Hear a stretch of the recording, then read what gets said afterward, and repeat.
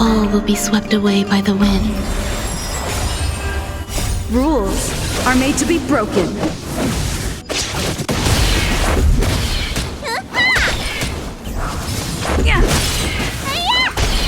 Your end approaches. Rules are made to be broken.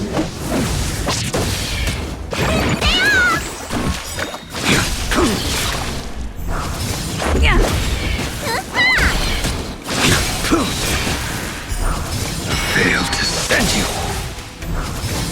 Savor it for me.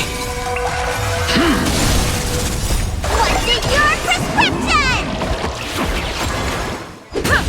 Vitamin!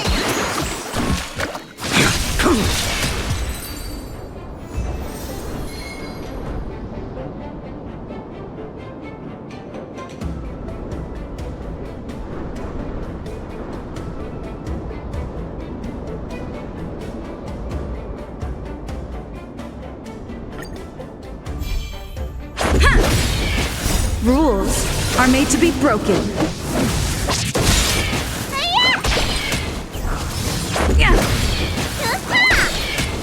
All will be swept away by the wind.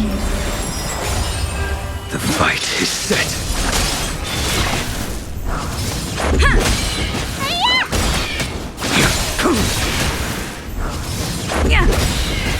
Rules are made to be broken.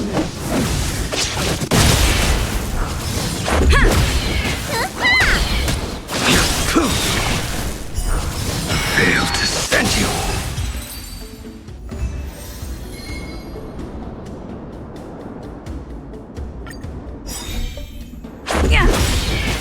Rules are made to be broken. Your end approaches.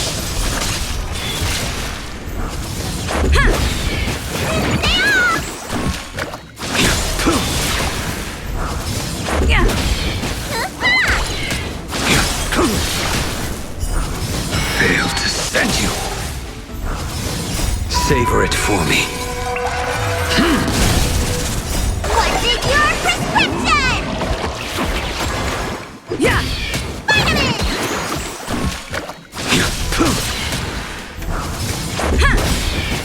Rules are made to be broken.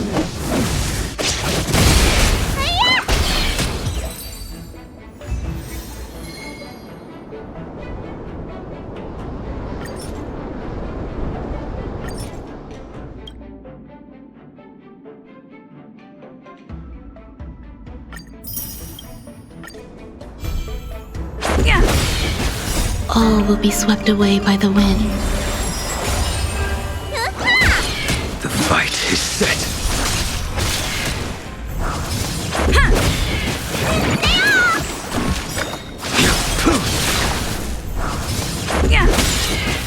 Rules are made to be broken.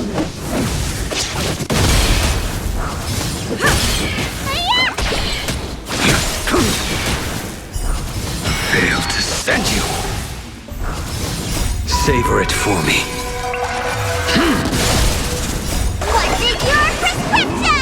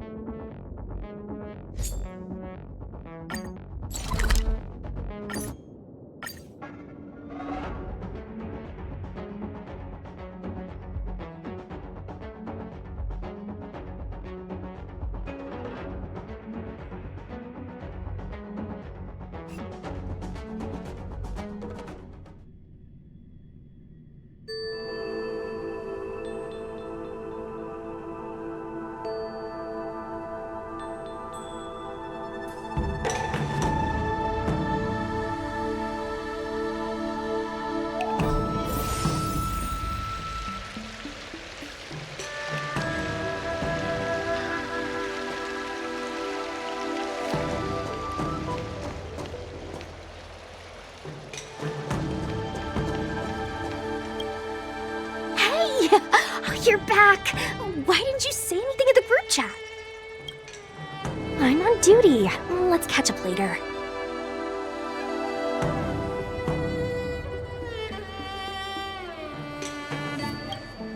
Cut it out. I'm carrying out my sacred duty. Stop hanging around here and find something better to do. Once I'm done in a few days, call up Lil Gwei and Hua and let's grab a meal at Aurum Alley. It's been ages since we hung out. Goodbye.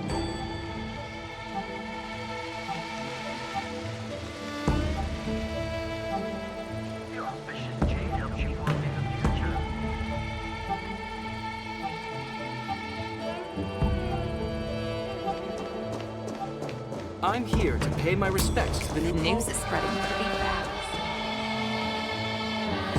All these years, and the view of the Alchemy Commission hasn't changed a bit. The tides come and go, but the ancient sea remains the same. For us Vidyadhara, there's nothing more nostalgic than our homeland. You're a Luofu native, Miss Lingsha? Yes, I grew up here, listening to the sound of waves while researching prescriptions with my mentors and peers at the Alchemy Commission. It's kind of sad, isn't it? Everything changes but somehow remains familiar. Just like you, Dan Heng, I traveled far from home, and now I've returned. Seeing the familiar scenery brings back a hint of nostalgia. The view here would be even better without the ambrosial arbor. Oh, really? I think that towering tree looks pretty impressive. Even if it's impressive, it's a plague mark. The Xianzhou have been fighting abominations for thousands of years. And now that the ambrosial arbor has been reborn, it's only natural for everyone to feel uneasy. Well, once a seed is planted, no matter how long it takes, it'll eventually sprout and bear fruit. In my humble opinion, the rebirth of the ambrosial arbor and the resurgence of the disciples of Sanctus Medicus were inevitable. The seed was already planted when the ancestors of the Xianzhou sought immortality.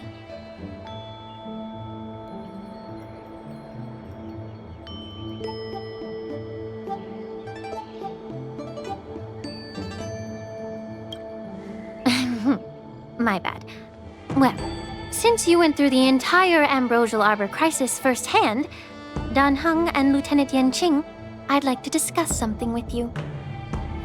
What would you like to discuss, Miss Lingsha? I was lucky enough to be chosen by the Alliance to come in and clean up all the old grime in the Alchemy Commission. Honestly, the Alchemy Commission is riddled with problems and has reached a point where fixing it seems impossible. I'm looking to remedy this problem, but was wondering if you could provide any insights. Well, even though I'm a Vidyadharan like you, I'm an outsider, just like my companions here. I can't really say much about a remedy, but I do have a piece of advice, Miss Lingsha. The Vidyadhara and the Alchemy Commission on the Luofu have always been intricately connected. If you cannot distance yourself from these ties, Miss Lingsha, changing the situation within the Alchemy Commission may be quite challenging. I may not know about politics, but I do know that the disciples of Sanctus Medicus have been operating within the Alchemy Commission for years. If you're determined to root them out, maybe you should discuss it with the General. I see. Thank you for your valuable insights. While the Lux Arrow from the Rainbow possesses unparalleled power to sever the Ambrosial Arbor, it can't sever mortals' desire to prolong their existence. Just like how the Cloud Knights can eliminate the remnants of the disciples of Sanctus Medicus, but are unable to calm the hearts and minds of the people within the Alchemy Commission. Our Xianzhou forebears knew this well, and that's why they entrusted the duty of guarding the roots of the arbor to the Vidyadhara. However, the Vidyadhara are still only mortal beings. 30 years ago, my mentor served as Alchemy Commission's Cauldron Master. She recognized the emerging undercurrents and sought to cleanse the source of the disturbance. Unfortunately, even though she was skilled in the art of healing, she didn't understand the human heart or how to eliminate the sickness lurking within the depths of the Alchemy Commission. In the end, she was framed and exiled to the Juming. I was also implicated and had to leave the Lafu.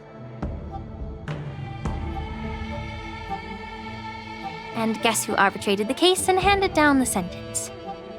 None other than General Jing Yuan himself. What? You heard it right. The ones responsible for the corruption in the Alchemy Commission are not just the remnants of the disciples of Sanctus Medicus, but even the Divine Foresight himself.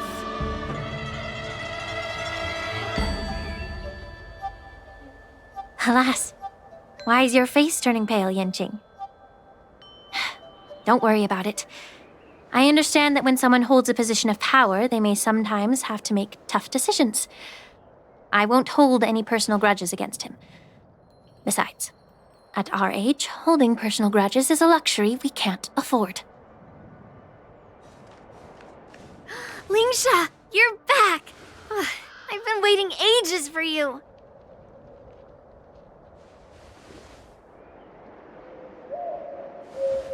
Yunli!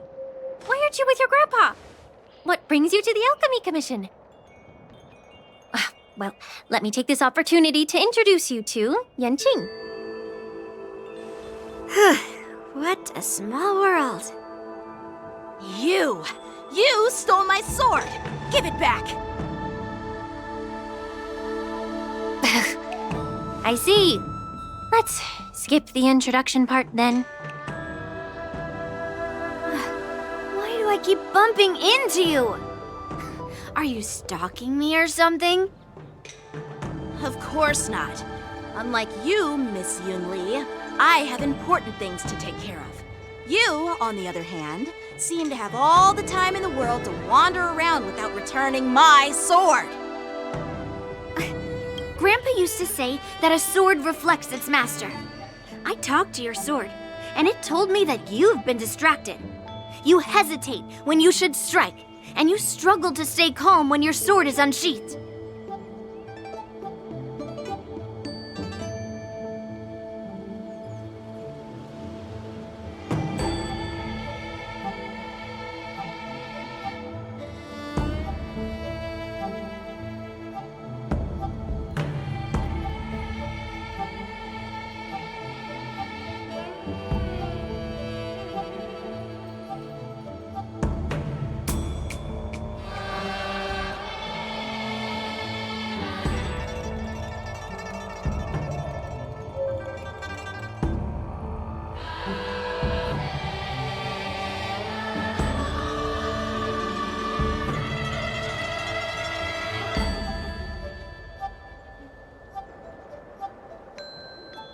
Now that I see you again, I realize your sword was right. It wasn't me who took your sword. It was you who lost focus.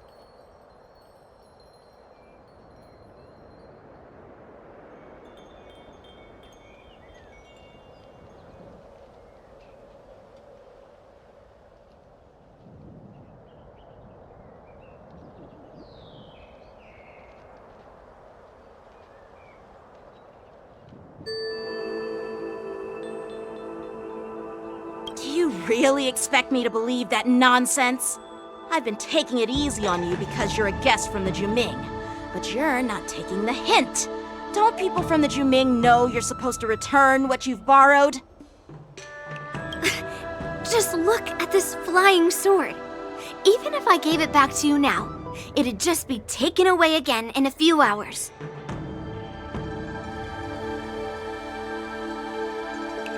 You know the Cloud Knight saying, a Cloud Knight must never let slip their weapon. Yes? Well, sure, I can give it back to you now, but on the battlefield, that's a whole different story. Poor flying sword. Fine!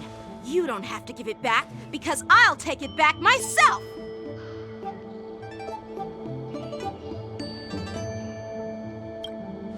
Between these two, who do you think is tougher, Dan Heng? Don't get me wrong. I'm just curious. Get ready to separate them. It is my first day at the Alchemy Commission. A brawl is definitely not how I imagined celebrating it. Well, since you don't approve, I won't draw my sword here. I didn't mean it in that way. Since you've already drawn your swords, you'd be disappointed if you didn't get to test one another, right?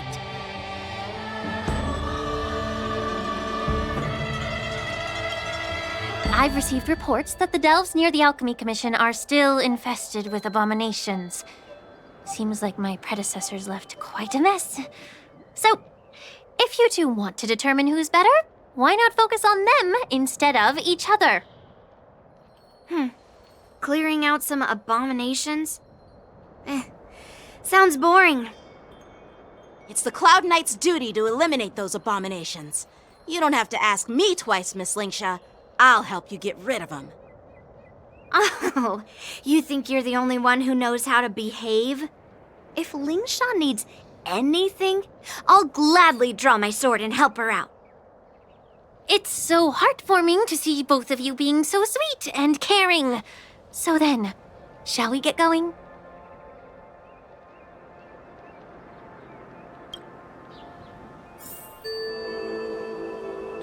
The auspicious jade helps you foresee the future.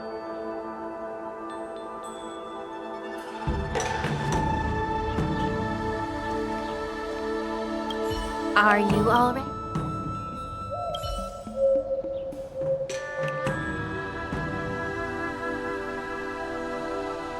Ever since the disciples of Sanctus Medicus were eradicated, their experimental abominations have been festering here. If you want a contest, I'll be the referee. The one who kills the most abominations within an hour wins. Lingsha, as always, you're still an expert in making unpaid work sound so noble and grand. It's for your own good, little Yunli. While you desire to compete against each other, I don't want to see either of you getting hurt. That's really thoughtful of you, Cauldron Master. So, are you both ready?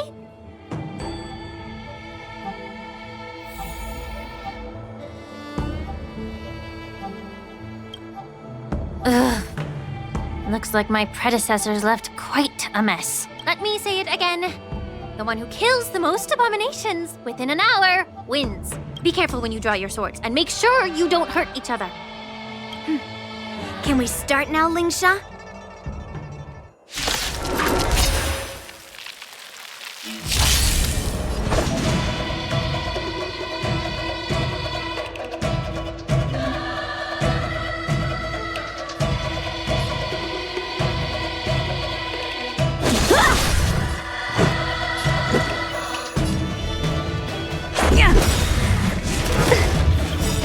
Rules are made to be broken.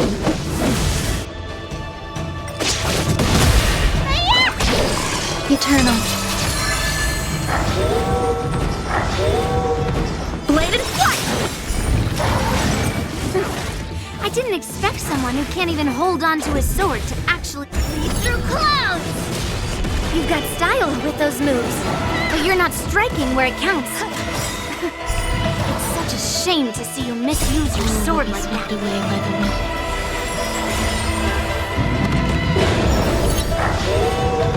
Strike with heart! Bladed flight! Swords descend!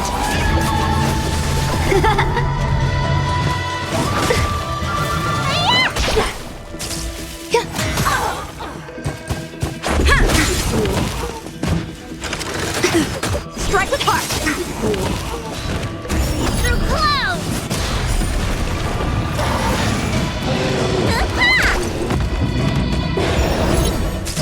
Existence is unity.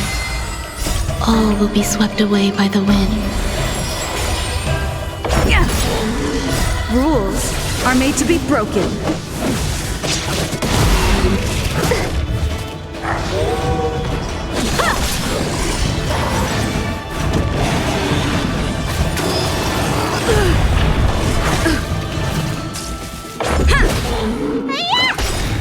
Blade and flight!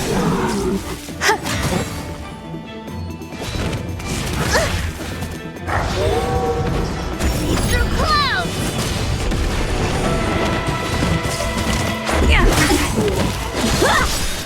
Swords descend!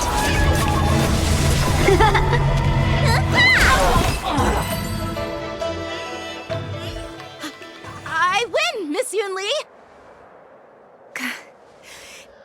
You got lucky. Why don't you just give me back my sword, sincerely apologize, and then go cry your eyes out to your grandpa? Consider yourself lucky that I'm not interested in your rusty sword, as I don't have the nasty habit of snatching other people's weapons. All you did was chop down a few monsters. Don't get carried away with yourself. If you think you can just take this sword from my hand, go ahead and try.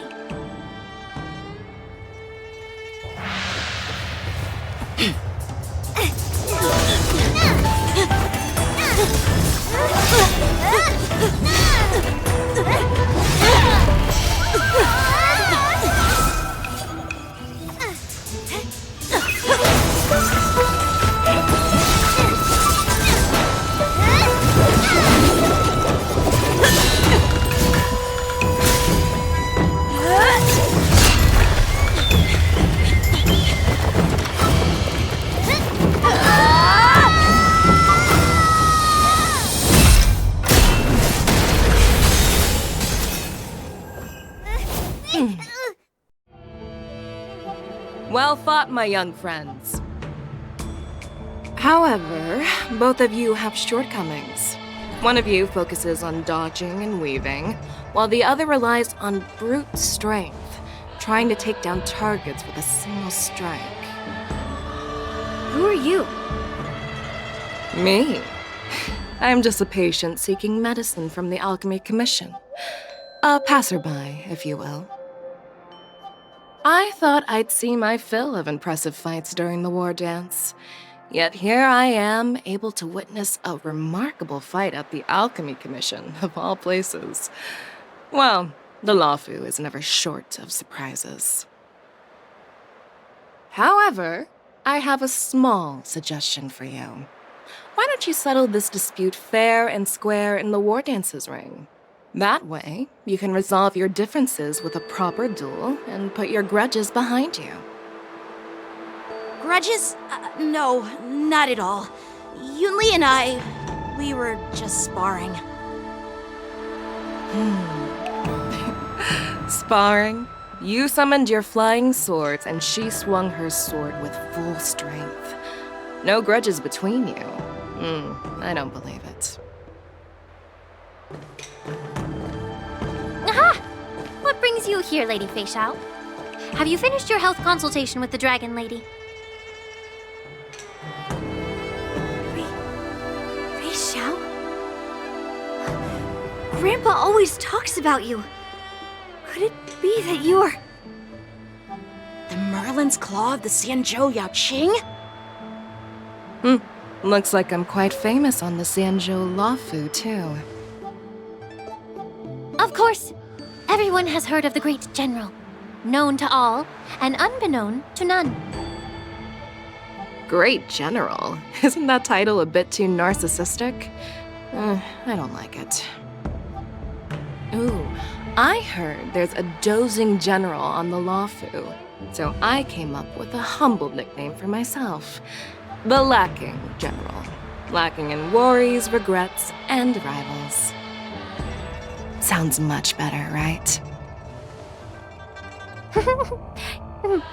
Yeah, that's a befitting title that sounds both humble and impressive.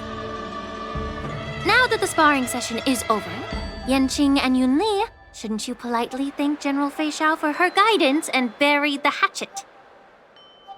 Here's your sword. Keep it safe.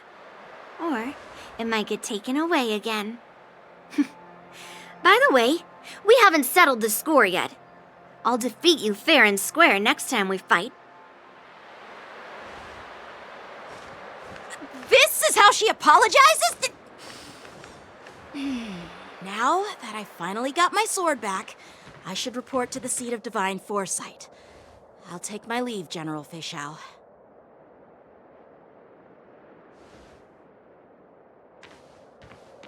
Oh, by the way, Miss Linksha, if you've got some free time, I'd like to invite you to the seat of divine foresight for a chat with General Jingyuan. I think there's more to those personal grudges you mentioned earlier.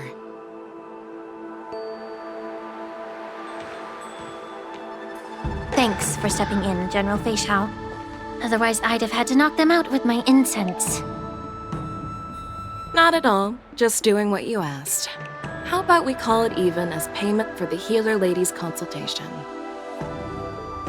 Sorry, but even a general needs to pay their bills. We don't do credit here. And let's not forget, you'd have been waiting decades for a chance to see the Dragon Lady if it weren't for me. Well, you can always send the bill to the seat of divine foresight and say it's for mentoring those kids. After all, it was quite the effort splitting them up. I nearly had to get tough. Now, if you'll excuse me, I need to find a spot and get some fresh air.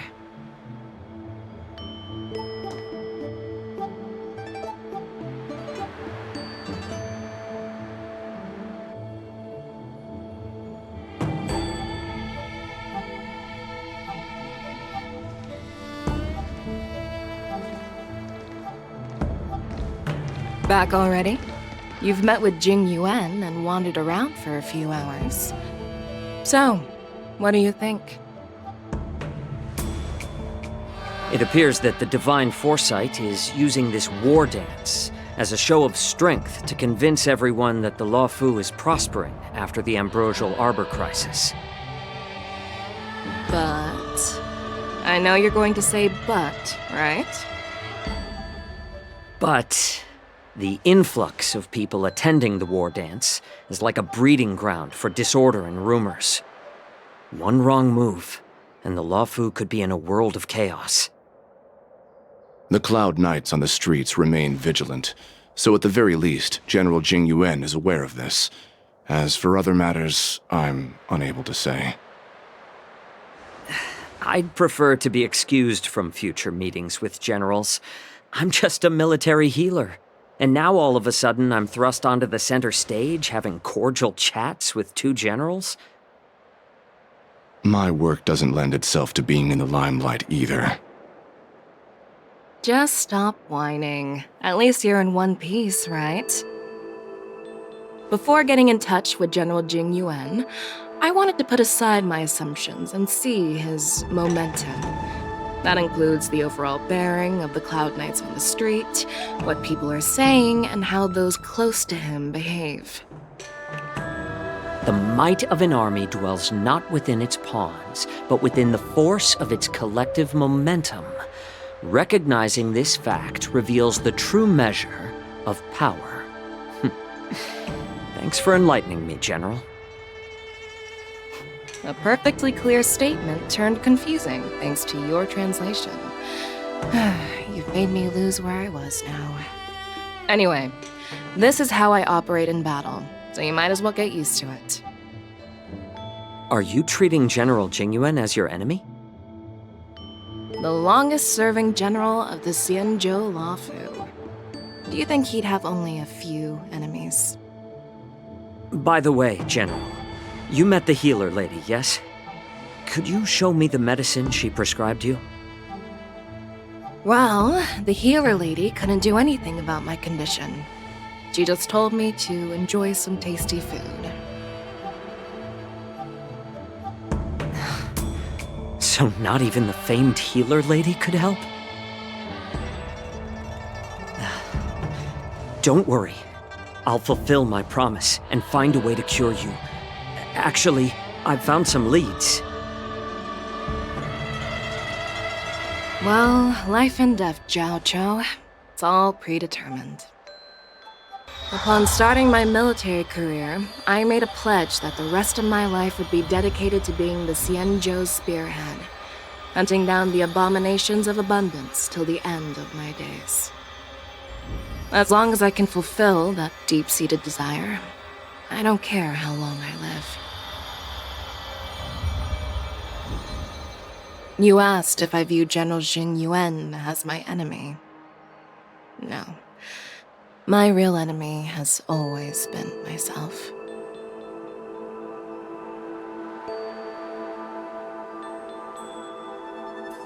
Enjoy some tasty food. So, what's for dinner tonight? Jeez. You really know how to read the room, don't you? You guys figure it out for yourselves. I'm due to catch up with an old war friend I've not seen for quite a long time.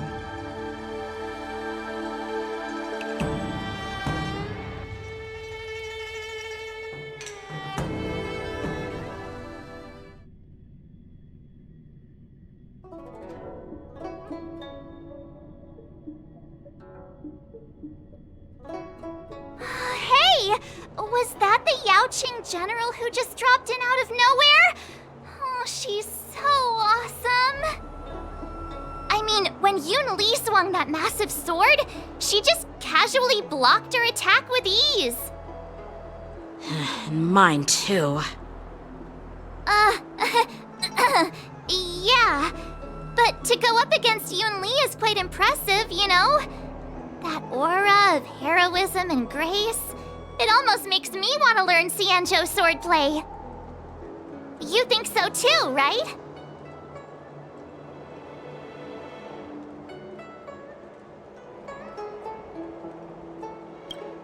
I agree. General Fei Xiao is indeed impressive. I was talking about Yanqing, actually. Thanks for the kind words, Miss March. The war dance is coming up, and I've been chosen to represent the Cloud Knights in the ceremony. I've had my fair share of defeats lately, and even though I know there are always more skilled swordmasters out there, seeing General Fei Xiao's skills today has made me feel a bit uneasy again. Don't underestimate yourself. After all, generals won't fight in the ring during the war dance. Just remember the state of mind you had when you single-handedly took on me and Blade, putting life and death aside. With that mindset, you can prevail against most challengers. I see. Thanks for the advice, Master Dan Heng. By the way, now that today's events are over, General Jing Yuan wants to invite all of you to the Seat of Divine Foresight. He has something important to discuss.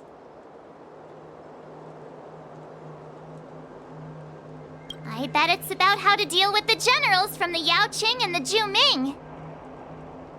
I really don't want to get caught up in grown-up games so soon. I just hope Generals Fei Xiao and Huaiyan can see the truth. We don't need any more chaos on the Luofu before the war dance.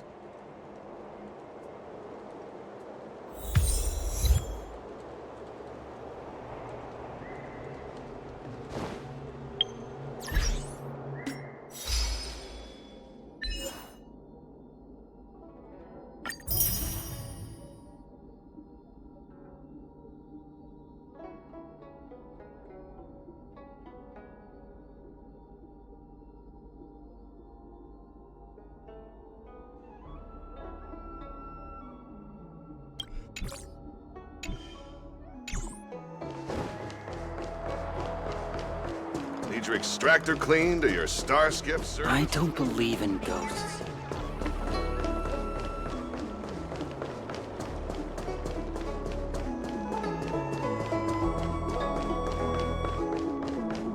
Would you like me to relay your message?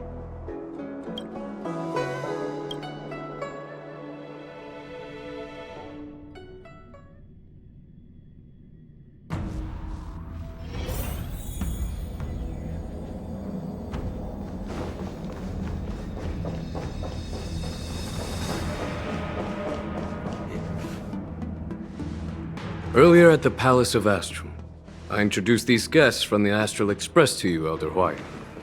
but with all the people around, we only exchanged pleasantries. Now, I'd like to officially introduce them to you.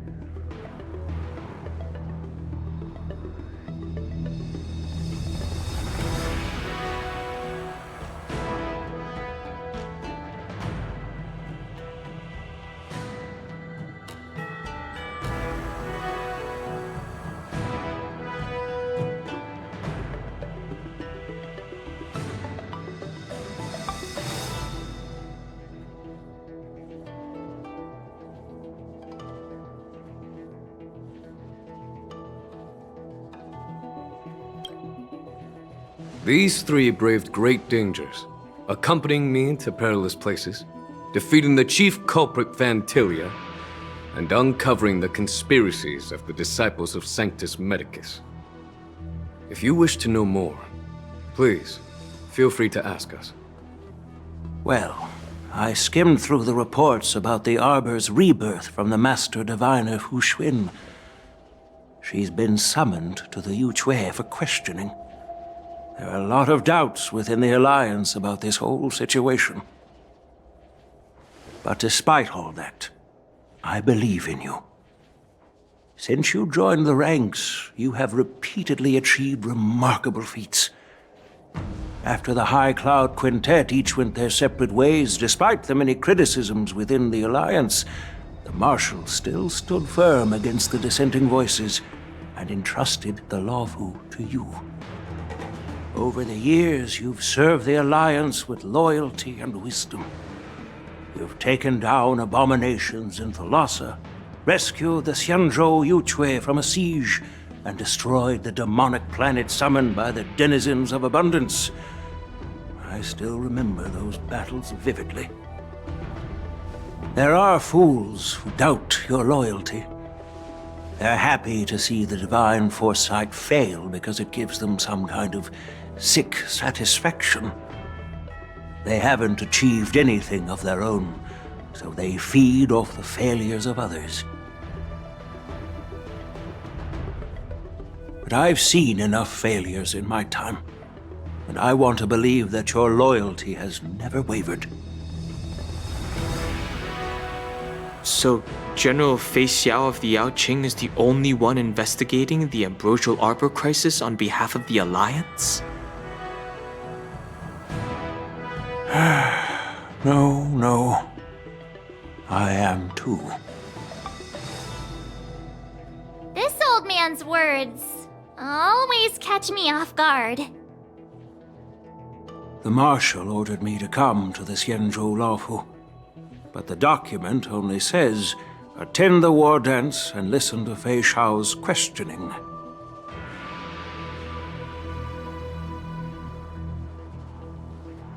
The Marshal is well aware of Jing Yuan's purpose in holding the ceremony and understands the situation he is facing.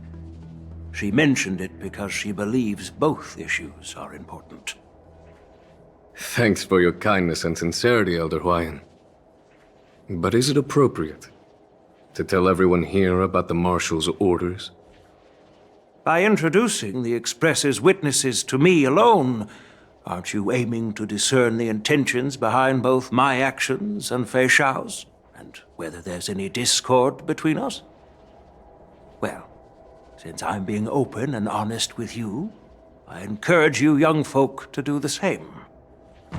As for the Ambrosial Arbor crisis, all I need to do is listen. General Fei Xiao will be the one asking the questions. To be honest, I'm more concerned about the timely start of the war dance. Oh, by the way, I've prepared a gift for the war dance.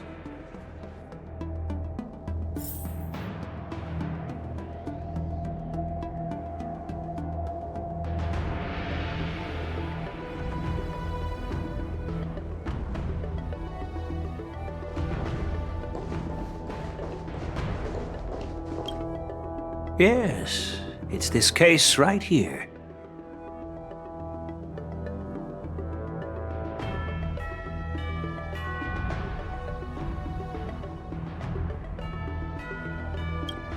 There will be numerous contests and celebrations during the war dance, and the main event will be the Ringmaster's Challenge. The host will dispatch a skilled warrior to take on challengers from all over the cosmos, showcasing the excellent martial arts of the Xianzhou Lawfu. When you mentioned that the Astral Express would be attending the ceremony, I thought the High Elder of the Lawfu would be the Ringmaster. You humor me, Elder Huayan. The healer lady is just a young lady who knows nothing about martial arts. How can I assign her as the ringmaster?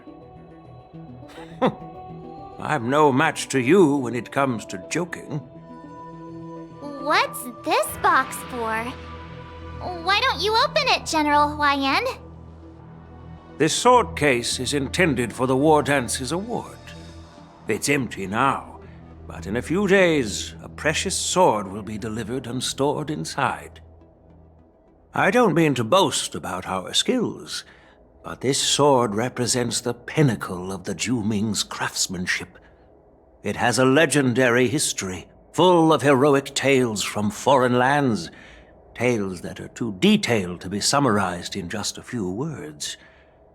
Since the delegation delivering the sword hasn't arrived yet, I'll just leave the case here for now.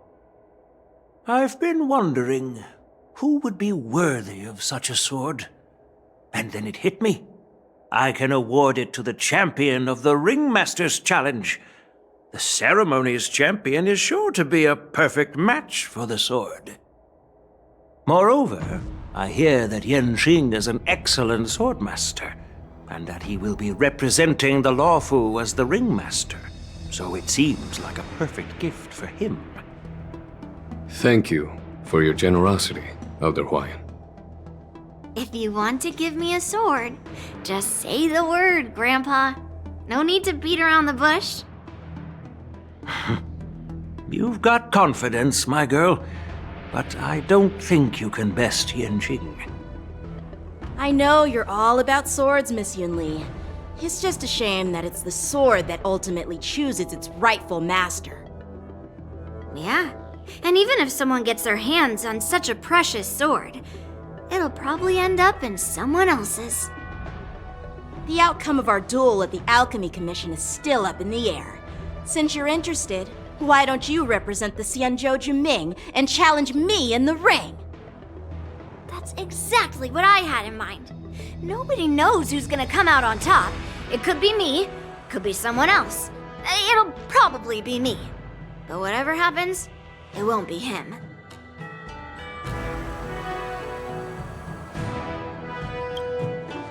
Not to be rude or anything, we've been watching their drama. I'm dying to find out who beats who. Quiet down. We have other guests here. I've prepared this sword to add some excitement to the ceremony, not to have you two squabble. It's not a good look for the Alliance. While you both seem confident that you'll win, you need to remember there can only be one winner and one loser in the ring, which could lead to hard feelings. Actually, I have an idea. We don't know who the winner will be, and it might not be either of you. But if you're eyeing that prize, you'll need to work together. I want you to take on an apprentice who will take part in the war dance and win at least one match. How does that make sense? In my humble opinion, while a Cloud Knight is commendable by securing victories, it's even more so to pass on your skills and spread the way of swordplay. I'd be greatly pleased if this apprentice could represent the Express in the war dance by displaying their Cloud Knight flair and prowess. Well, Elder Huayan's idea is quite interesting. Imparting swordplay skills requires teamwork, and both the winner and the loser will learn a valuable lesson regardless of the outcome. The question is, whom should the two of them take as an apprentice?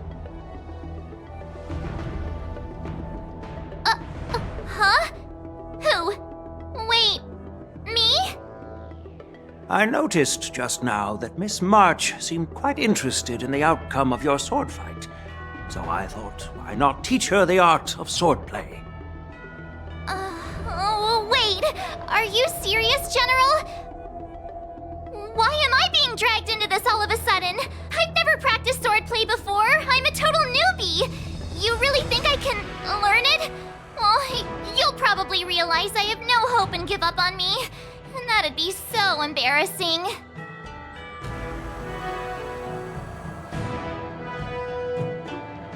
Isn't this a perfect chance for you? I remember you mentioning that you wanted to learn some sword moves. Yeah, I did say that. But this is all happening so quickly, don't you think? Miss March is like a piece of jade in the rough, just waiting to be shaped. The war dance is the perfect opportunity to see what heights she can reach. I appreciate your kind words, General YN. But won't teaching me swordplay be a waste of Yanqing and Yunli's time? They should be preparing for the ceremony. Plus, I heard that each swordmaster has their own special moves. What if they let something slip while teaching me? If everyone knows each other's tactics, won't that make it hard to catch people off guard during the war dance? That's considerate of you, March 7th. But don't worry. It'll take you at least a decade of hard training before you can even start learning special moves. No need to freak out. A few Juming swordplay tricks will mean you'll be more than equipped. Really? Looks like March's curiosity has been piqued. The whole point is to know each other's moves. Defeating your opponent in just one move? How boring would that be?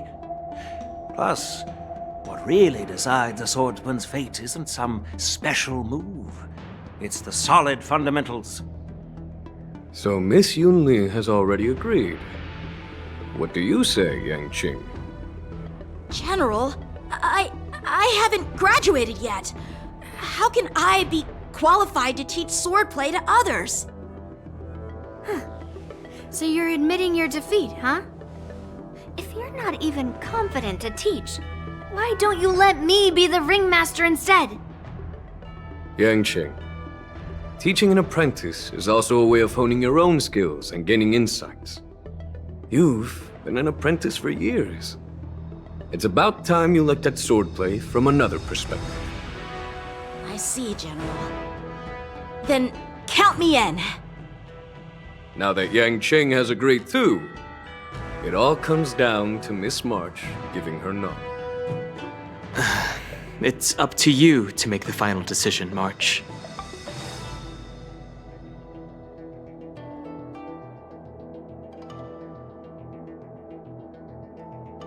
At least that way, I won't have to worry about you accidentally shooting me in the butt all the time. Hey, I've never missed my target. Then I'm on board. Thank you for your kindness, General YN. Great! Starting tomorrow, Yanqing and Yunli will teach you the basics of the Cloud Knight's swordplay. Yunli and I will head out and purchase some sword practice equipment for Miss March. Think of it as a little initiation gift. You're too kind. Wait, you're giving me a gift? Shouldn't it be the other way around?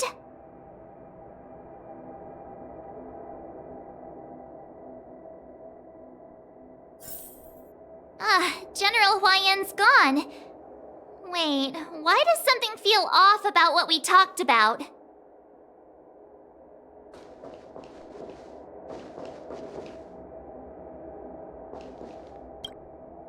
I think we strayed off topic. How did things even get to this point? Yeah, I brought you here because the General said he had some important matters to discuss. But how in the world did Yunli and I suddenly become Miss March's swordplay mentors? Because General Huaiyan wants us to stick around on the Luofu for some time.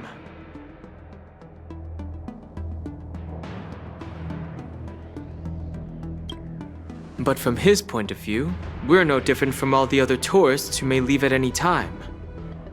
Since the crew's actions were mentioned in the Luofu's operations log were given to the Alliance, he probably wants to see firsthand if we're as capable as the report claims, or if we're just some made-up excuse to save face.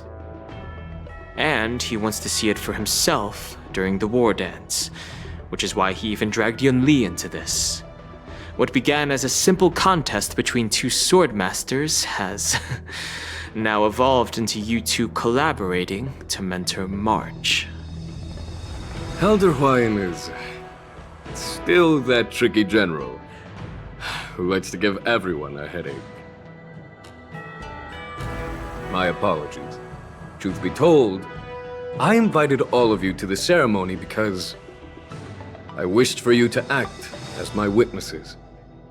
Now, I apologize for not disclosing this information earlier. In the coming weeks, I'll also invite all of you to a meeting with General Fei Xiao, where you may need to answer her questions and clear up any doubts she might have. So please, be prepared for the meeting.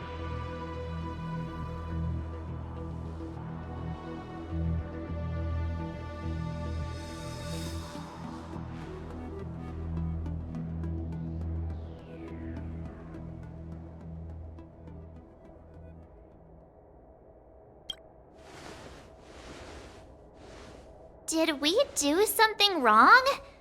We really did save the Luofu, so why do you want to sneak off like we're fugitives? Don't worry. No matter what happens, I'll stay here as a witness and answer any questions she might have. Thank you, everyone.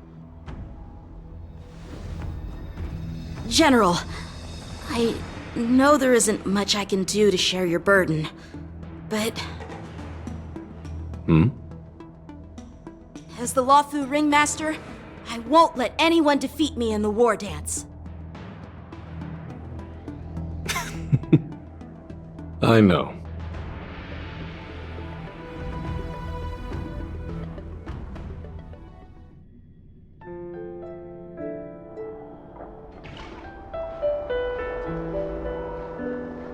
The illustrious Merlin's Claw waiting for me? And for so long, too? It's quite an honor. It's been a while, General Fei Xiao. It's been 30 years since we last saw each other. Right, Yukong? Yes. Back then, you were the vanguard of the Yao Qing's Verdant Knights, and I was a pilot of the Luofu's Rainbow Orbit Fleet. Who would have thought that upon meeting again, you'd be a general, and I'd have given up flying? Really does feel like a lifetime ago. Well, I wouldn't say I haven't seen you in 30 years. After all, your great victories are announced through the Yellow Bell resonance system every day. So I'm well aware of your great feats. How's your health holding up? Still stable, I suppose. Do you still remember the medic who saved me in battle? That healer with the odd name and peculiar temperament. What was his name again? Was it Pichu? Or Kachio? Jiao Chou. He's been my retainer and personal healer, delegated by the Alchemy Commission from the Xianzhou Yao Qing. Over the years, he's dedicated himself to managing my condition. It's thanks to him that I'm still in good health today. Given my background, I'm happy to have made it this far. I'm relieved to know that you're safe and sound. Well then, since you and Elder Huayan are here, I imagine you must have received orders from the Marshal? As your friend, may I ask how the Alliance intends to punish the General of the Luofu? The Arbor's rebirth has frightened the elders who lurk behind the scenes. They fear the resurgence of abominations, much like what happened 30 years ago. Although the report from the Luofu explained all the details, we don't know if the Ruin Legion really invaded, or how exactly the Stellaron Hunters and the Astral Express became involved. This puzzle has many missing pieces. As you know, the fugitive Jing Liu, who mysteriously disappeared many years ago, has resurfaced. This time, she has brought along an outworlder and a coffin, claiming to offer the Marshal a method to fight against the Eons. The Lawfu Preceptor has also leveled accusations against Jing Yuan for neglecting the Alliance's principles. She asserts that Jing Yuan enabled the exiled Imbibitor Lunae to re-enter the Lawfu, thereby unlocking the lunarescent depths within Scale Gorge Waterscape, which in turn disrupted the Vidyadhara's dutiful watch over the Ambrosial Arbor. It is for these reasons that I have come here to the Lawfu today.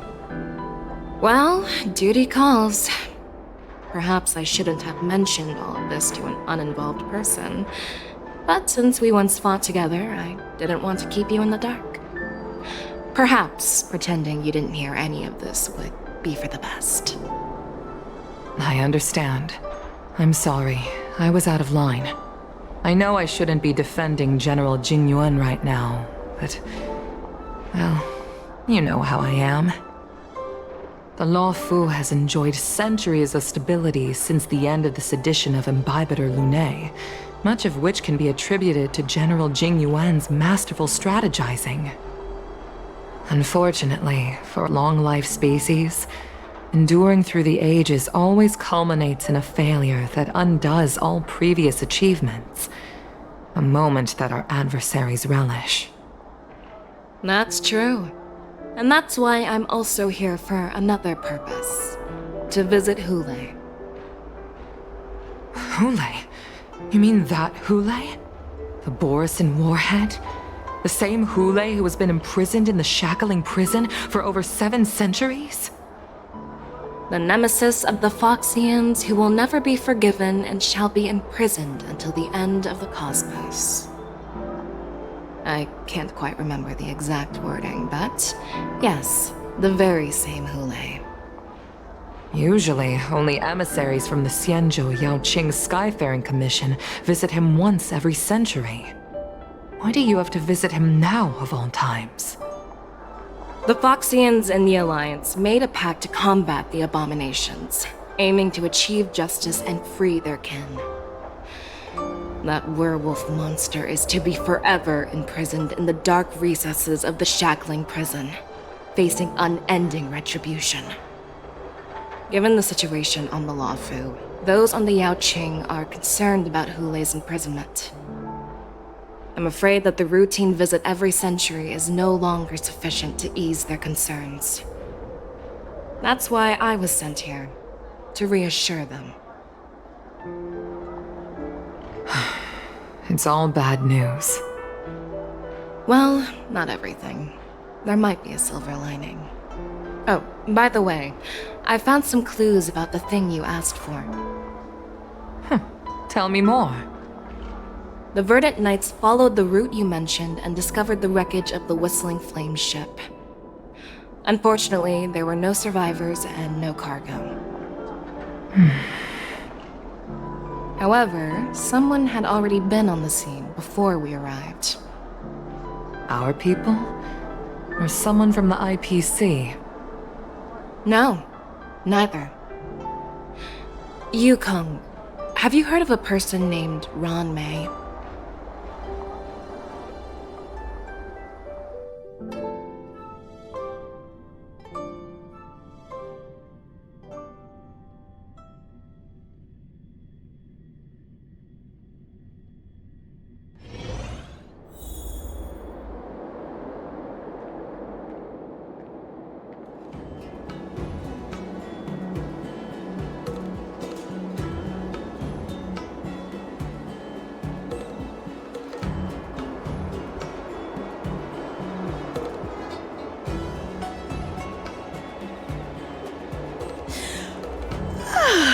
I'm still feeling sleepy.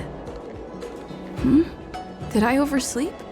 Where did March and Don Hung go?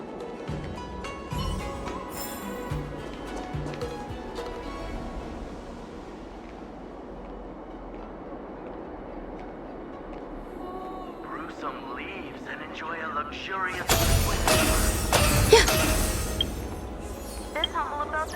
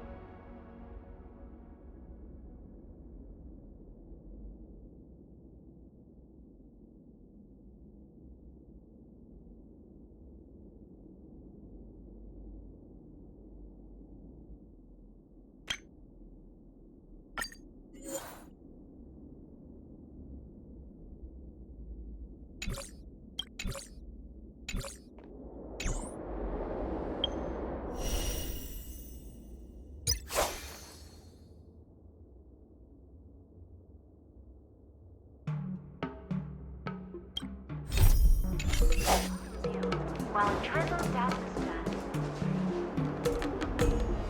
There you are!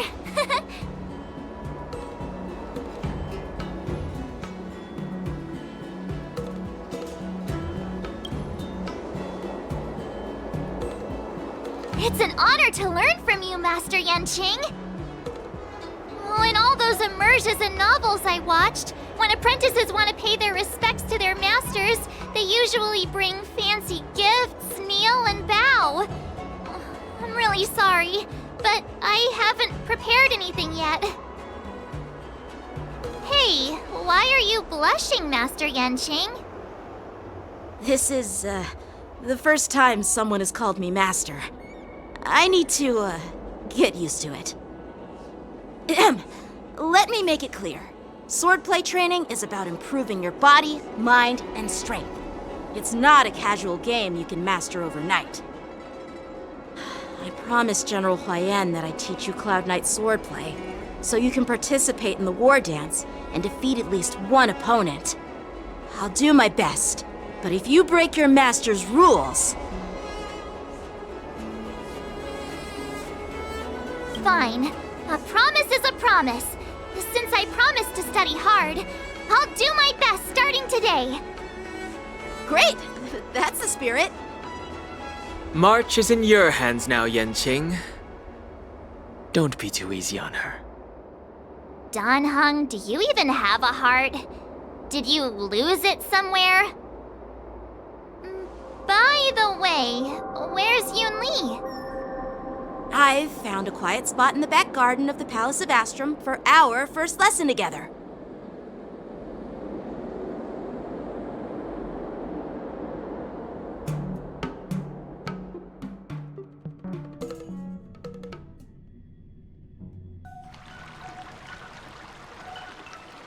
Seriously? It's the first day and you two are already late? Why is everyone on the Luofu so laid back? So disappointing.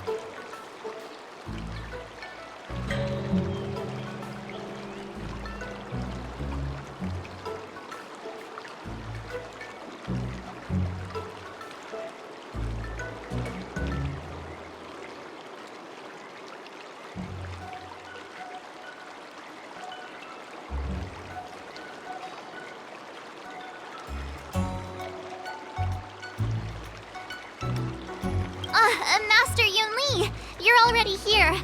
Sorry for keeping you waiting. Oh, wait! Were you trying to teach her in secret? That's sneaky! I'm just showing you what Luofu etiquette is all about. She might be my apprentice, but it's customary for the master to personally escort their apprentice to the place of learning. As the host, I'll be teaching Miss March the essence of Luofu swordplay, after which she'll emerge victorious in the war dance ring. You won't be complaining about Luofu swordplay then. Stand aside, rookie. Let me show you how we Ju-Ming sword masters treat their apprentices. Quickly, over here, Miss March. This is a reverse mentorship gift from me to you. I hope you put it to good use. What's this? Xianzhou clothing? It's so beautiful! Sword practice requires precise movements. This outfit is tailored to fit perfectly and allows for smooth movements. I even added some small accessories. I put a lot of thought into it. You're awesome, Master Yunli! See? See? How can you compete with me? I'll teach March 7th the essence of Juming's swordplay so she can win the contest with my sword skills. Actually, I've prepared something too. Huh? You have a gift for me too, Master Yanqing? Since you want to learn swordplay, Miss March, you'll need suitable weapons. So, I went out of my way to prepare a pair of swords overnight. Unfortunately, I didn't have time to ask the craftsman to customize the swords for you, but I did my best to choose ones that look nice and are suitable for a beginner. I hope you like them, Miss March. Thank you, Master Yanqing! Bet you didn't see that one coming, did you, Yunli? The real competition is just getting started. I'm so lucky to have two great masters. But why does it feel like things are getting a bit weird?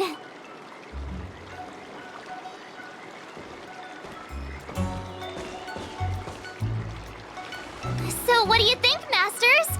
Does this outfit suit me? Perfect. I chose it carefully. It's perfect for beautiful young swordswomen like you and me. All right, let's get started with the training. The person next to me is a Cloud Knight instructor I've brought in. For your first lesson, try exchanging a couple of moves with him. Wait. We're having actual combat training for the first lesson? Isn't that a bit too intense? Well, I heard you have some experience with archery and martial arts. The first thing we're going to do is see just how strong your fundamentals are. Come on, step forward and strike with the sword in the most natural way you can think of. It's important for us to grasp your natural movements so we can decide where to start and what you need to learn. If you're ready, let's begin. Okay.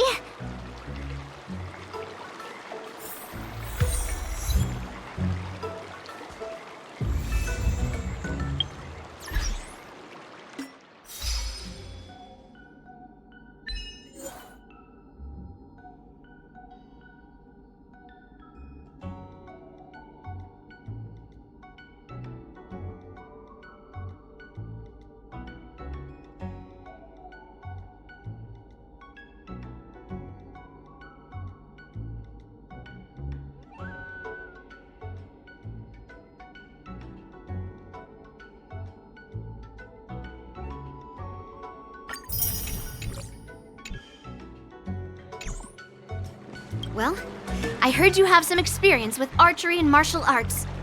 The first thing we're going to do is see just how strong your fundamentals are. Come on, step forward and strike with the sword in the most natural way you can think of. It's important for us to grasp your natural movements so we can decide where to start and what you need to learn.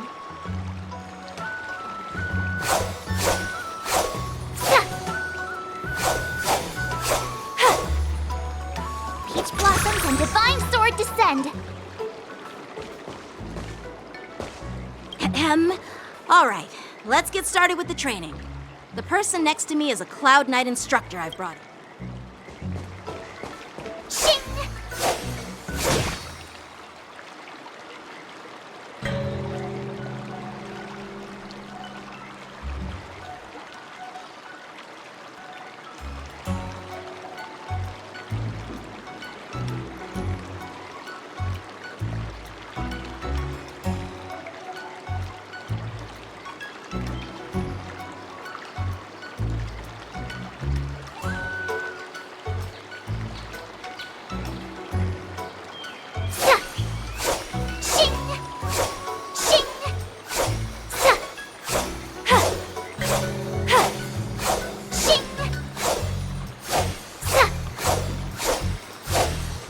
Peach blossoms and divine sword descend. Are you ready? I to prepare myself. No rush. Take your time.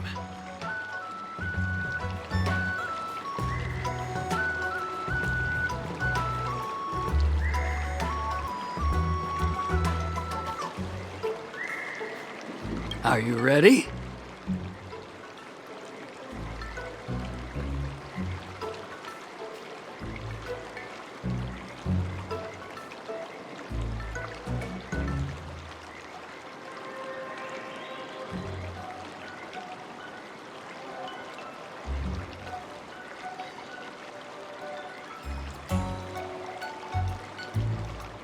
Yeah, I'm ready. But please go easy on me. Then I apologize in advance, Miss March.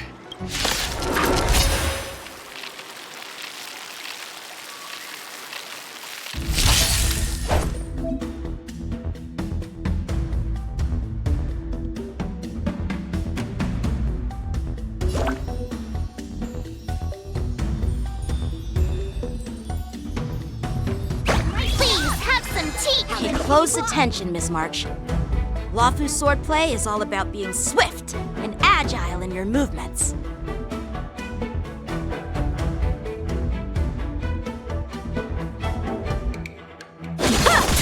What are you made of? Ignore him. Strength is everything.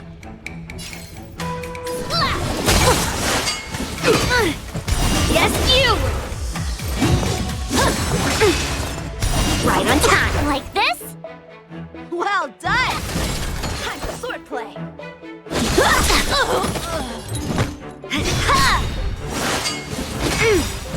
Yes, you!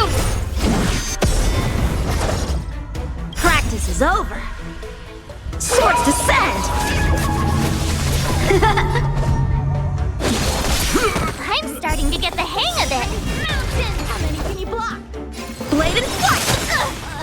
Ready to shine. Here you go, Master! Within the self, not the sword. Right on time. Strike with heart. Awesome! What a true heart and focused mind. Here I come! Show you what I can really do. Azure Dragon, White Tiger, less cards! What's this? What are you mumbling about? Isn't this, sword technique? Shouldn't I be saying something cool? Blade and flight! You'll make good practice. Practice is over. Swords descend!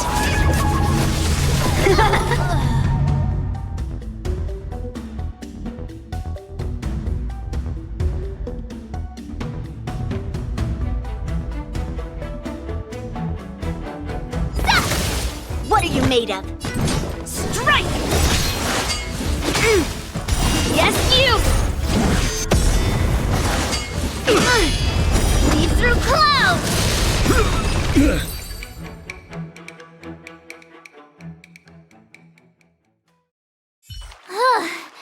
I didn't expect the first lesson to be so intense.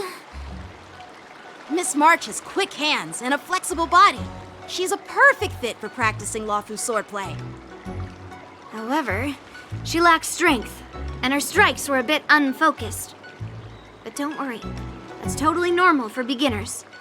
Once she starts practicing Juming swordplay, she'll make heaps of progress. Given the situation, I believe Miss March should start by working on her strength. Seriously, do you actually know anything about swordplay, or what? I could ask you the same thing. Dual swords require agility. So what's more important than footwork? Instead of focusing on her strengths, we should address her weaknesses. The drawback of wielding two swords is not generating enough force. What good is being quick on your feet if you don't have strength? It's not like we're dancing here. Skilled sword masters know how to play to their strengths and work on their weaknesses. Start with what you're good at, then tackle your weaknesses. That's the right way to learn. You're quite the theorist, huh? theorist? You claim to be able to talk to swords. So what does that make you? A lunatic? Hey, it's only my first lesson, and you're already arguing. Come on, calm down, Masters. I'll have to improve both my footwork and strength anyway, so it doesn't matter which one comes first. But it does matter! Just listen to me, March 7th! Aww.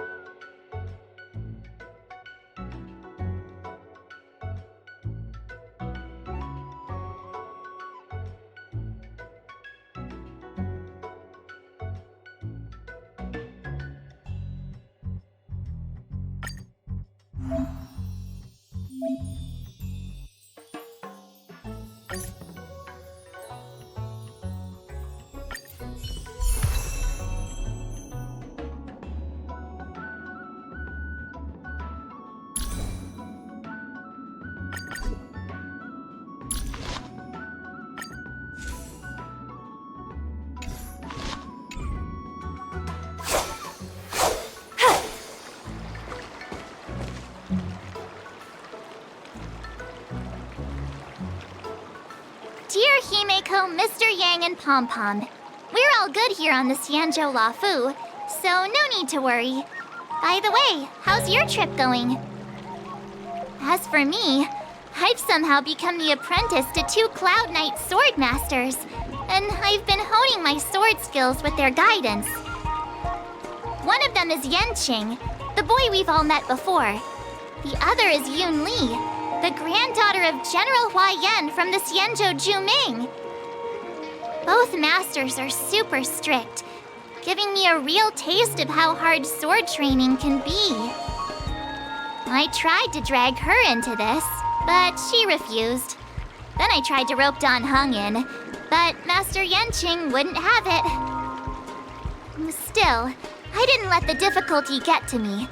In just a few weeks, my sword skills have improved a lot. Both my masters think I have unique talents in swordplay, and are literally fighting each other to teach me their skills. Thanks to their guidance, I've actually made some progress. When I get back to the Express, I'll definitely show off my skills and impress you all. Looking forward to your reply. Yours, March 7th.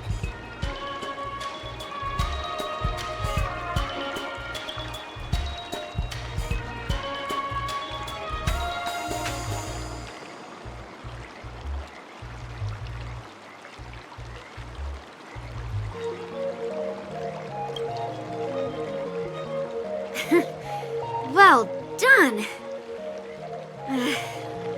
Let's call it a day.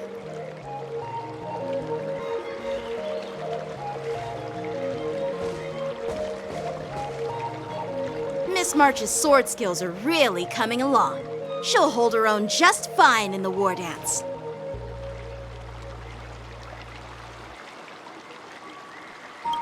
Perhaps I might have a shot at beating both masters in the ring?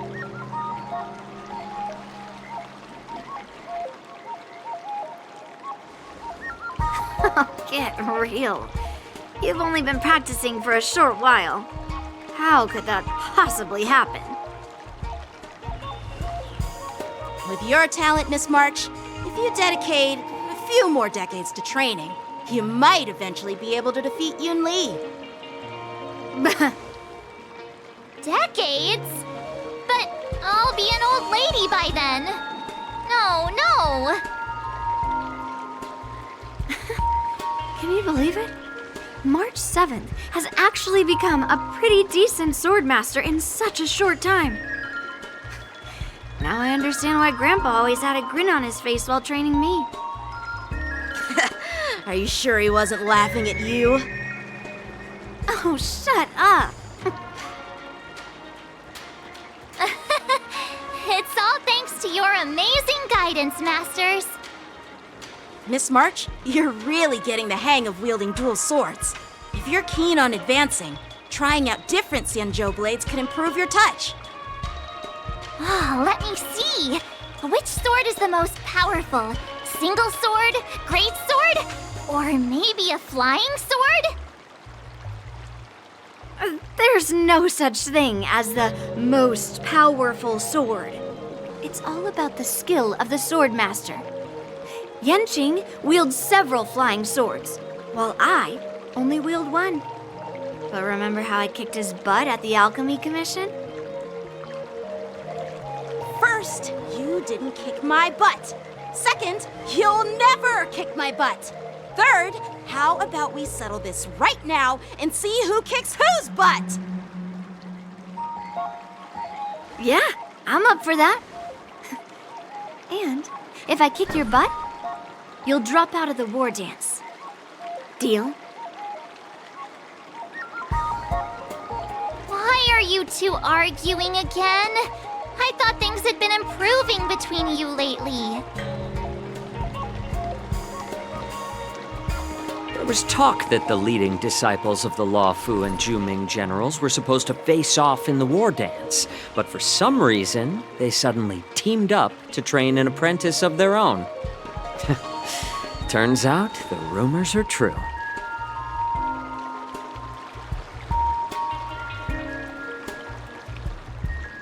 Tomorrow is the big day of the war dance. Shouldn't you two be focusing on honing your skills instead of teaching swordplay here? You're... Oh, that's right! You're the pink-haired fox from the Yaoqing!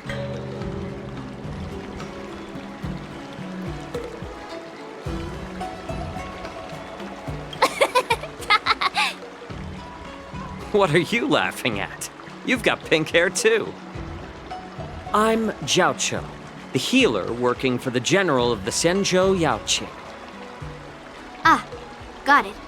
So, you're the participant attending the war dance on behalf of the Yaoqing, and you were trying to sneak a peek at our training? Sorry for the misunderstanding.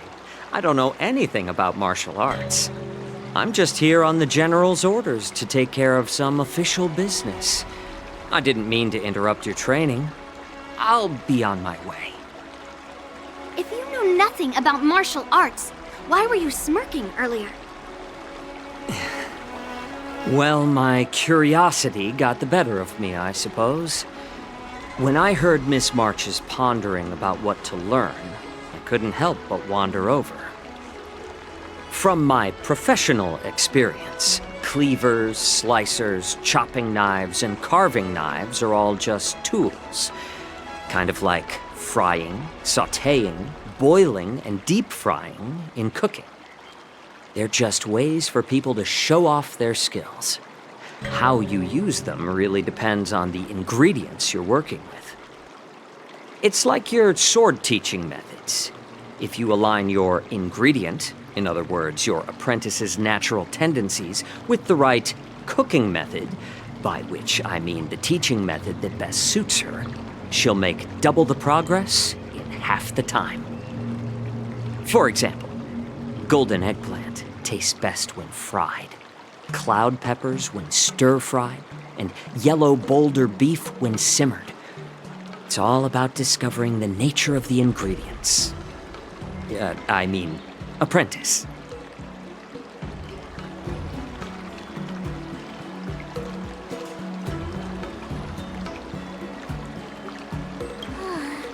All this talk about food is making me hungry. Aren't you a healer? Why are you talking about food? Well, it's just a metaphor.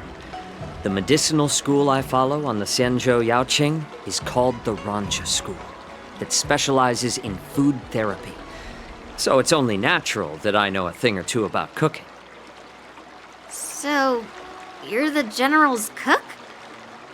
I'm a healer.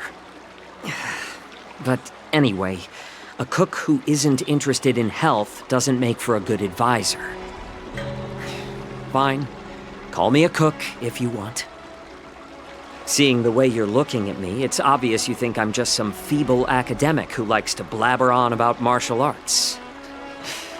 But, in reality, I know a thing or two about killing. After all, the art of healing inherently encompasses both life and death.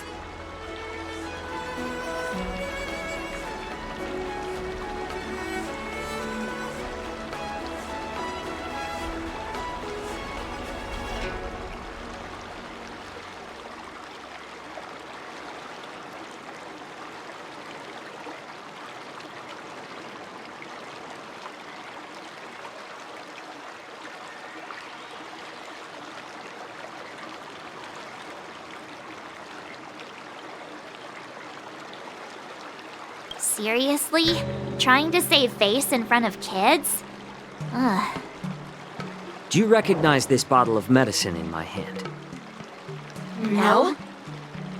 This is called tumble dust, an extract from an exotic flower named Yabra.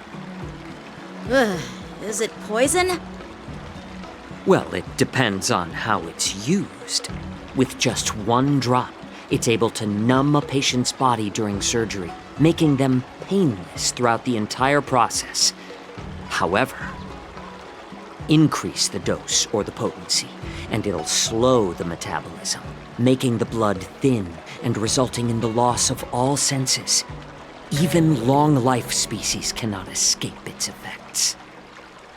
This thing can save lives or take them. It's more powerful than the swords in your hands. That may be so, but still, I prefer settling things with a sword than, you know. Huh. Looks like I did get you all wrong. You're not a feeble scholar, but a sinister and despicable one. Hey, why the insults all of a sudden? I'm just sharing some medical knowledge here, not persuading you to poison anyone. Seems like you get real excited when talking about poison. I can't tell if that's an honorable thing or sinister. Picture this. 2 individuals. The one standing is full of malice. The other lying down is honorable and righteous. How can the one who's lying down label the one standing as sinister? In the throes of combat, where life and death hinge on a singular moment, every idea fades into nothingness. The only thing that matters is staying alive. Surviving the battlefield reshapes all notions of worth, be it integrity or treachery. In my eyes, their significance is negligible. Perhaps you've underestimated Yunli and me, Mr. Jiaoqiu. We may be young, but we've seen our fair share of war.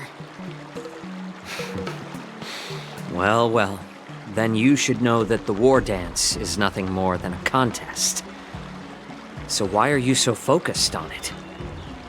When I was appointed as the ringmaster for the war dance, I asked the general, we Cloud Knights are supposed to charge into the fray and slay enemies.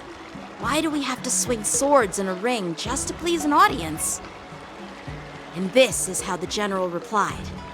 To unsheath your sword in a ring is no different than on the battlefield, as your sword reveals the might of all Cloud Knights. war dance is the perfect chance to showcase martial virtue and forge alliances from all over the cosmos.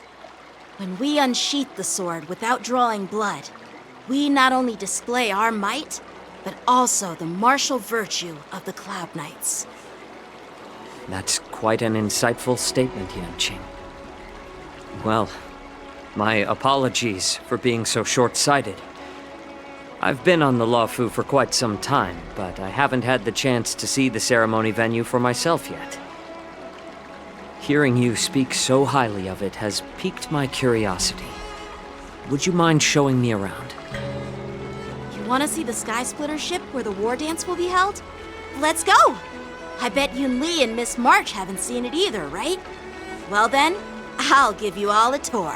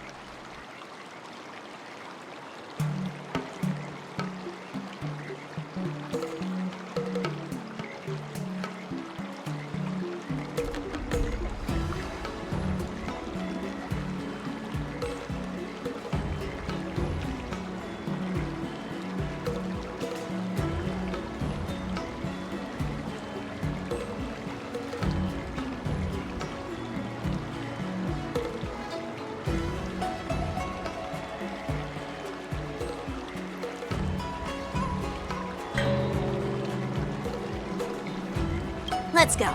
I'll give you a tour of the Sky Splitter. Surviving the battlefield reshapes all notions of worth, be it integrity or treachery. In my eyes, their significance is negligible.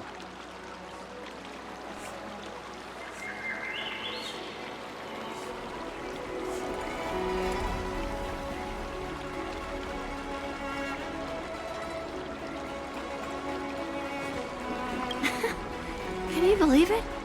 March 7th has actually become a pretty decent swordmaster in such a short time. Now I understand why Grandpa always had a grin on his face while training me.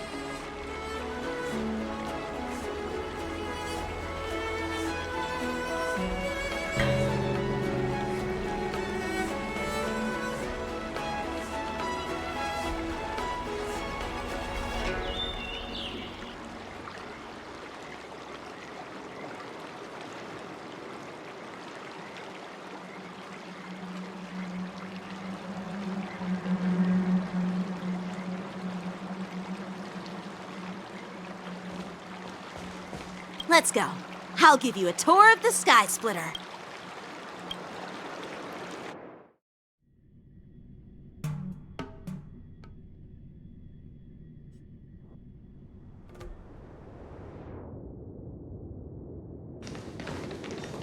Looks like a lot of other visitors have also come to catch a glimpse of the Sky Splitter.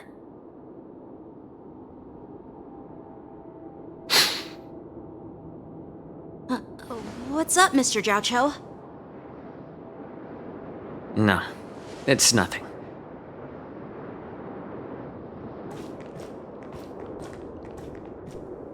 Do you see that airship in the distance?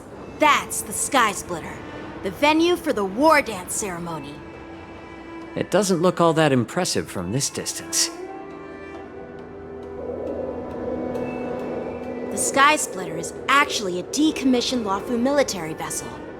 People aren't allowed on board until the war dance officially commences.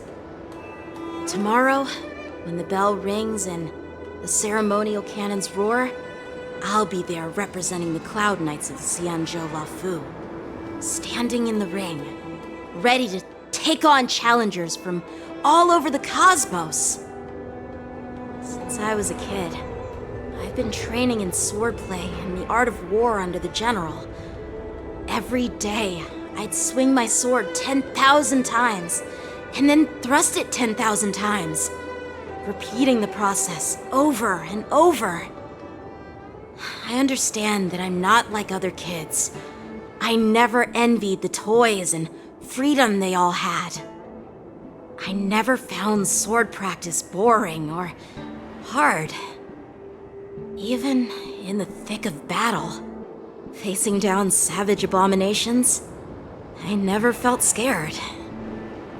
Each day, I could feel myself getting stronger and stronger, and I racked up countless victories. It's the best feeling in the world. But then, I faced a really tough opponent, and just one slash shattered my confidence into 1,000 pieces. That's when I felt true fear for the first time. Maybe that's what Mr. Zhao Cho meant by life and death hinge on a singular moment. Every idea fades into nothingness. After that, I had to pick up the pieces and try to put myself back together. But no matter how hard I tried, I couldn't seem to find my old happy self again. I often ask myself, why do I wield my sword? If defeat is inevitable, why do I continue to fight? Is it to reclaim the joy of victory? To meet the general's expectations?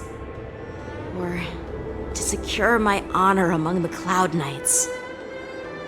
While the general could teach me the art of swordplay, he couldn't teach me why I should keep on going.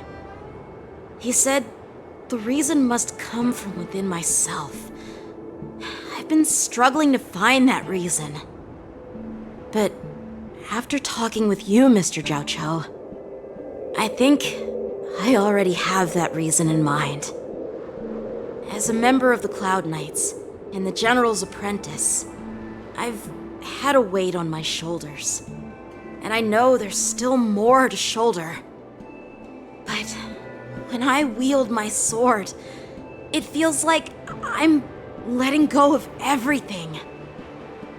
I love the feeling of giving it my all, facing any obstacle in front of me, pressing forward. That's why I wield my sword. Oh, Yanqing. So young, yet so grown up. By the way, how old are you exactly? Age doesn't really matter.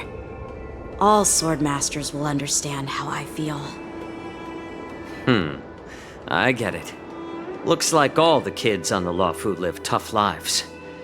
So, how about you, Miss Yunli? It's not polite to ask a girl her age, no matter which Xianzhou ship you're on. I'm not asking your age. I'm asking if you have a dream like Yanqing has.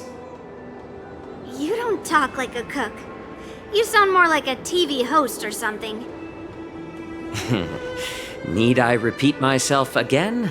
I'm a healer. Well, I don't have a dream like Yanqing does.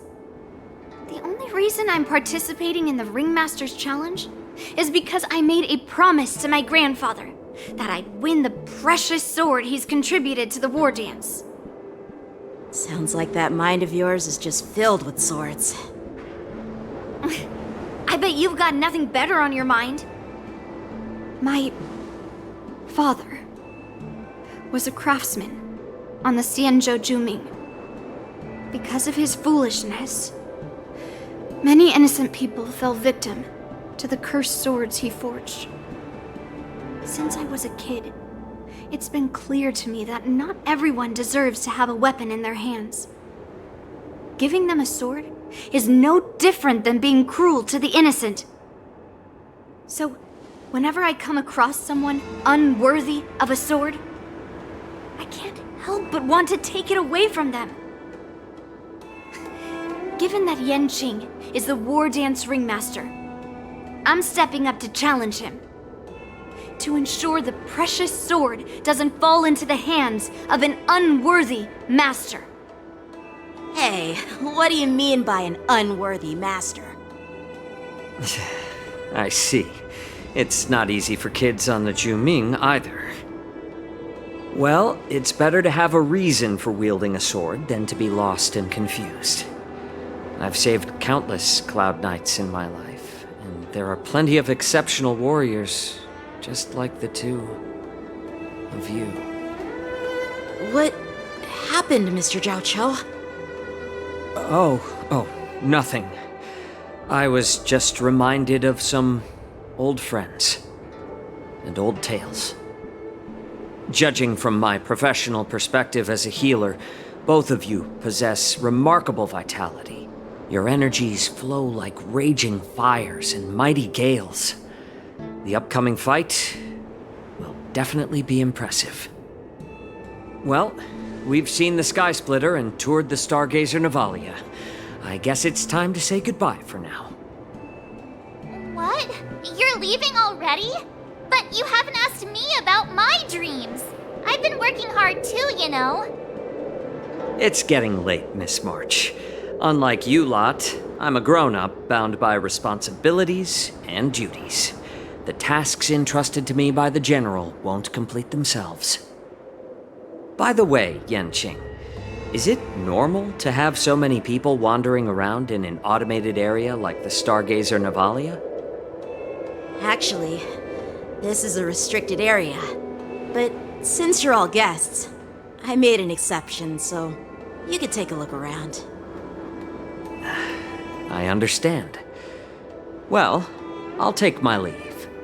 I wish you both the best of luck in the ring tomorrow.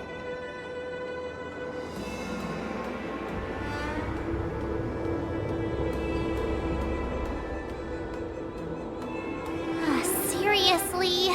I just spent so much time thinking about my dream, but he didn't even ask me. Now that we're done with our tour of the Sky Splitter, shall we continue with our training? Why don't we take a day off? What? You want to secretly practice swordplay by yourself? Dream on. You know cramming before a fight never works out. For some reason, seeing the Sky Splitter has boosted my confidence. So, I've decided to conserve my strength for tomorrow.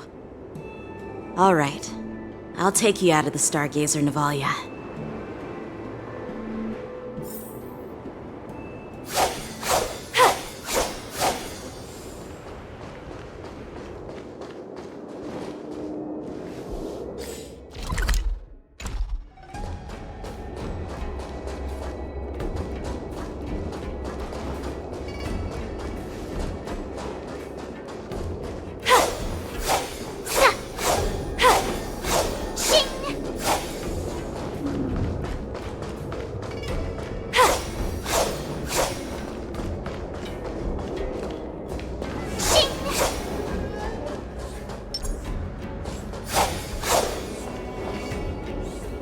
Just shut up, Red Fang! This is not a beast ship. I need some time to take care of things. You willingly donned the skin of a lowly beast to join this mission, dedicating yourself to our glorious cause. And now you're telling me you can't handle it? Do you realize how many ships we need? I'm doing my best, all right? It takes time to figure all this out. When the guns go off tomorrow, all eyes will be on it. That'll be our only chance. How's that? Who's there?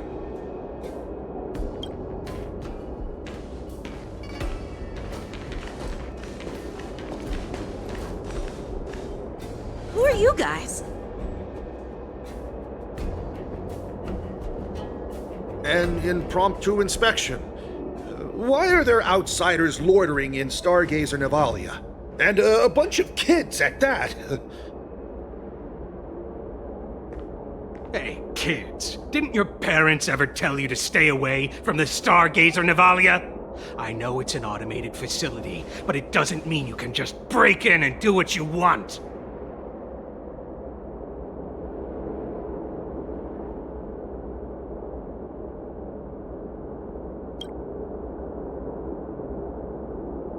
Sorry. I'll take the little ones away right now. Big sis, let's go. I want to play in Everhunt Plains.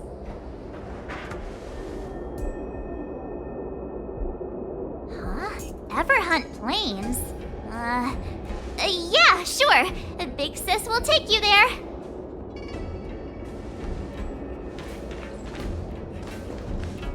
Shuha! You should have let me. Shh, the overhaul is done, and everything looks good. We should leave.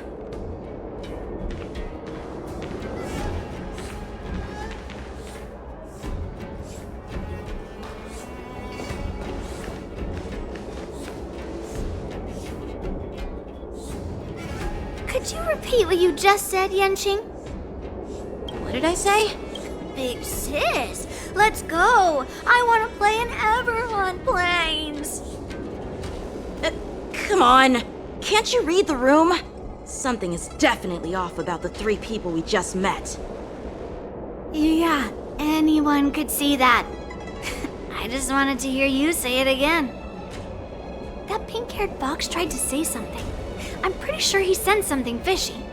Since he's not familiar with this place, he just dropped us a hint. But you didn't seem to be paying attention at all. I knew that from the beginning.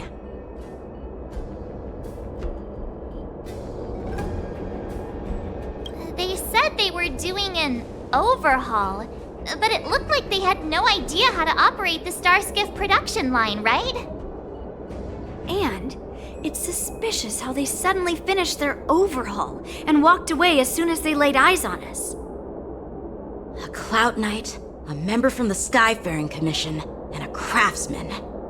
They're from various departments, and the reason for the overhaul seems legit. But one of them blurted out some weird language just now. Did you hear that? I have a feeling that if we secretly tail them, we'll definitely catch these guys in the act. Follow my lead, and be careful not to blow our cover.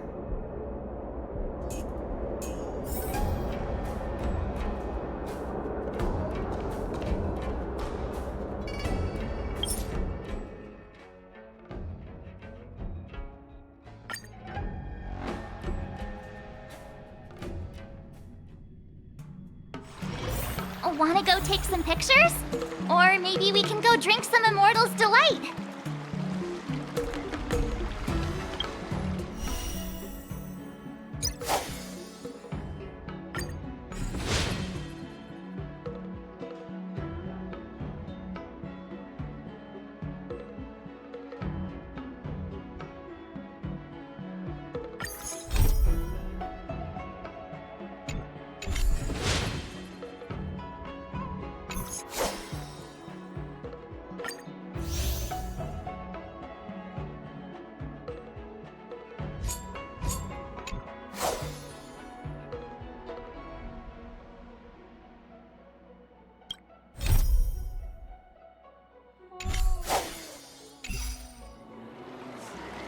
Let's go.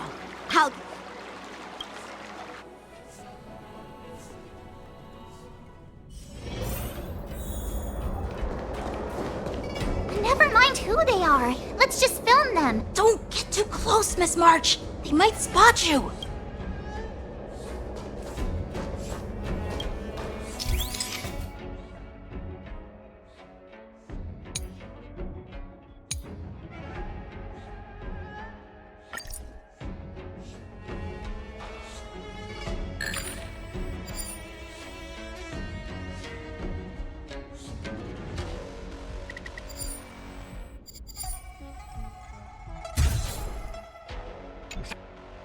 We should have just killed those lowly beasts. Those little brats won't take up much space. There are boxes all over this place. Just dump them into one and no one will notice. Cut the theatrics, Grulock. Even the slightest slip-up could interfere with Lord Moktok's plans. So where are we heading next? To check the freight skiffs. We've We've got a lot of preparations to do. Also, don't forget to take those crates with you. Weapons, supplies. We've got to be well prepared. Otherwise, we're screwed. So, are they smugglers? What exactly are they up to? I have no clue. But they seem to be moving those crates. I've got an idea. We can hide inside the crates and follow them.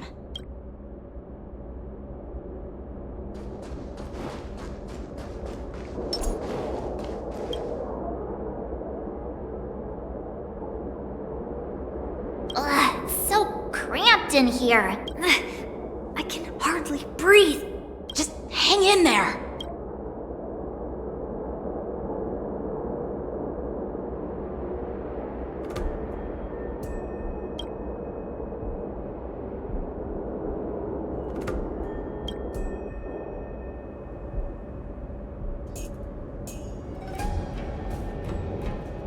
Let's just put the cargo here for now, all right?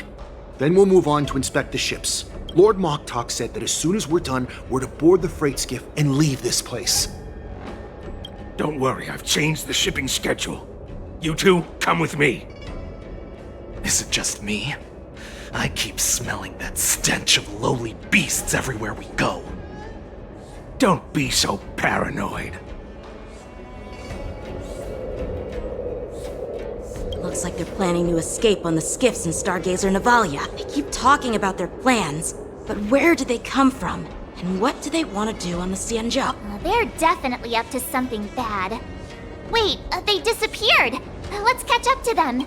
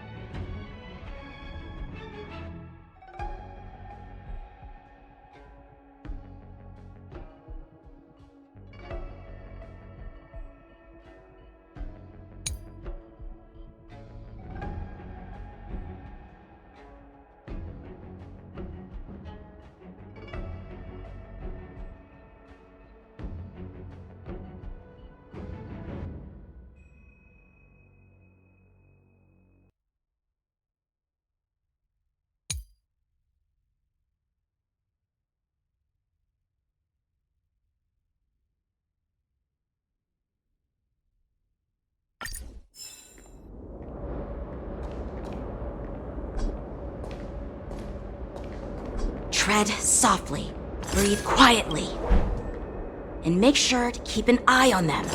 Hide out of sight as soon as there's any sign of activity.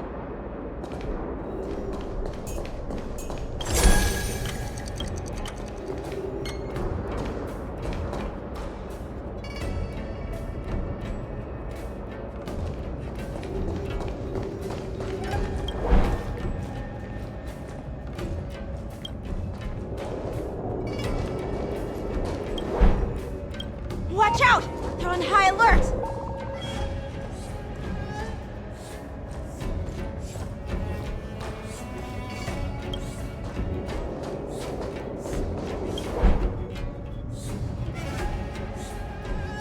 Don't be so paranoid. We're running out of time. Get over here! Shuhard, I'm coming!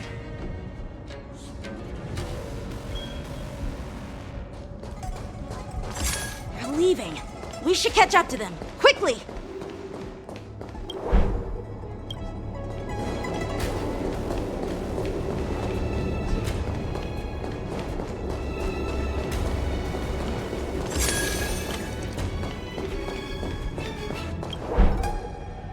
What are they up to?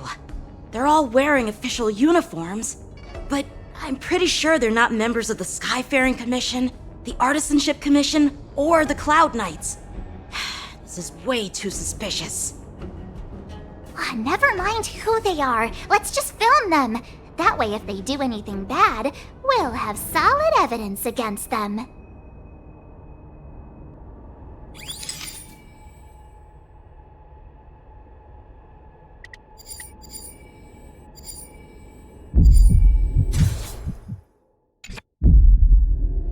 Look at this.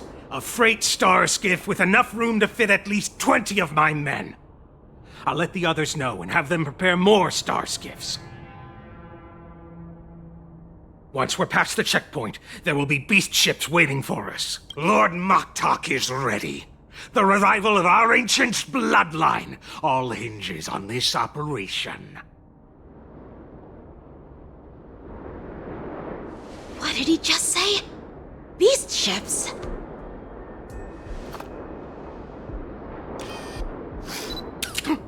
Who's there? It's those brats! I told you to get rid of them, but you didn't listen, you idiot! Wipe them all out!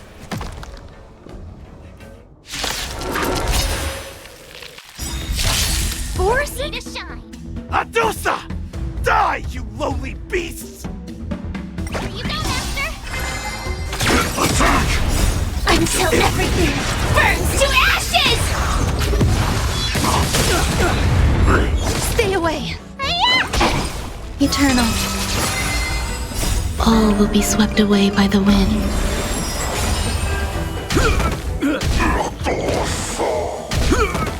Stop! Set the seas ablaze!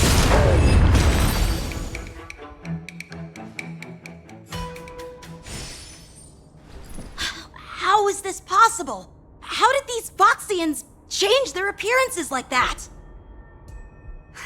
They're not Foxians at all. They revealed their true form. They're Borisin, just like the bandits I defeated on the IPC ship. Wait, that means...